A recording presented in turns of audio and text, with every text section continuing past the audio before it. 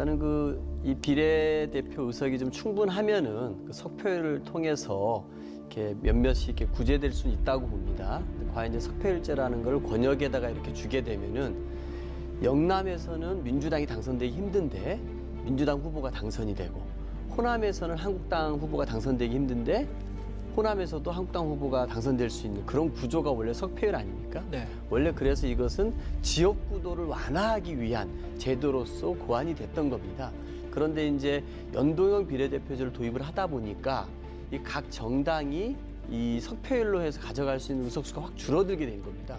그러다 보니까 이게 좀 우리 뜻하지 않게 우리 국민들이 보기에 이 중진 의원들이 본인들의 어떤 재선을 보장하는 기득권을 오히려 챙겨주는 통로로 이 석표율제가 악용될 우려가 있다는 게 많이 나오고 있습니다. 그러다 보니까 이 선거제 개혁이라는 게 이 비례성을 강화하려고 하는 뭔가 개혁적인 차원의 추진을 했었는데, 이 석표율제가 있으면서 이 중진들의 재선 보장력 이런 쪽으로 좀 이렇게 국민들께 비판을 받다 보니까 저희 당 내에서는 이 부분을 쉽게 수용할 수 어렵다라고 얘기를 했던 거고요.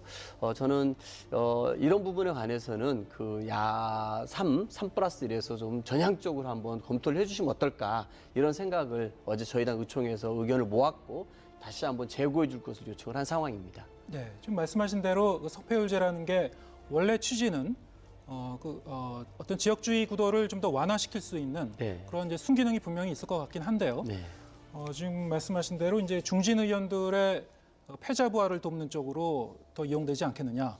자, 이런 부분을 우려해서 사실은 이제 정의당 쪽에서도 이른바 이제 단서 조항을 달자는 그런 제안도 있었거든요. 중진 의원들한테는 적용하지 못하도록. 네, 그런 부분에 대해서는 뭐 절충의 여지가 없습니까? 근데 제가 봐서는 정의당의 그 의견이 예. 3+1 내에서 의견이 모아져야 되는데 네. 그게 또 쉽지 않은 것으로 알고 있습니다. 이게 예. 4+1 전체가 합의해야 되다 보니까 여러 가지 어려운 점이 있는데요. 그러다 보니까 이제 한국당 같은 경우는 이게 좀 굉장히 좋은 기회가 된 것 아니겠습니까? 선거제 개혁에 대해서 철저하게 반대하고 있는데 이 4+1 내에서 이제 잡음이 나니까 막 공격을 하고 있는데, 이게 어쨌든 우리 국민들이 보기에도 중진들의 패자부활 카드로 사용된다든지 이 다선 부활용 통로로 쓰이는 건 안 되는 것 같습니다. 원래 이 비례대표자라는 게 어떤 청년이라든지 장애인이라든지 여성이라든지 이런 사회적 약자들을 등용하기 위한, 정치로 등용하기 위해서 비례대표 제도가 우리나라에 정착되어 오지 않았습니까?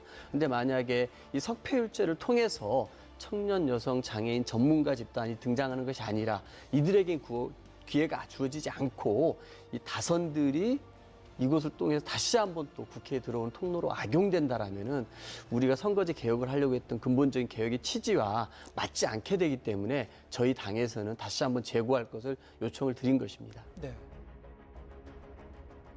지금 한국당이 당론으로 내놓은 선거제 안은 300석 이 선거군데요, 270석으로 줄이면서 비례대표를 아예 없애버리는 걸로 하고 있습니다. 네.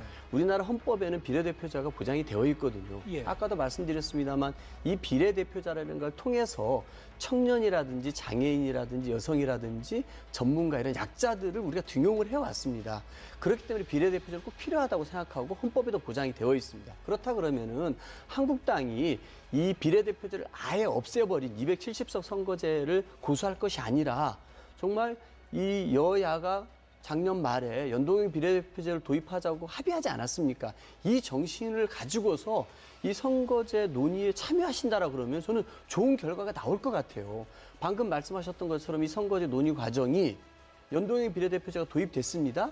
그런데 여기에서 이제 석패율제가 논의되다 보니까 중진들의 패자부활 카드로 다선의 또 부활 통로로 이용된다는 것에 대해서 비판이 있는 거 아닙니까? 좋습니다. 이런 부분들 없애고, 그럼 어떻게 하면 이 비례대표 취지에 맞게끔 비례대표들을 더, 약자들을 더 등용시킬 수 있을 것인가, 이걸 논의를 하려면은 한국당이 먼저 비례대표제를 아예 없애버린 그 당론 선거제 안을 일단은 좀 방향 수정을 해 주셔야 논의가 가능하지 않겠습니까? 자,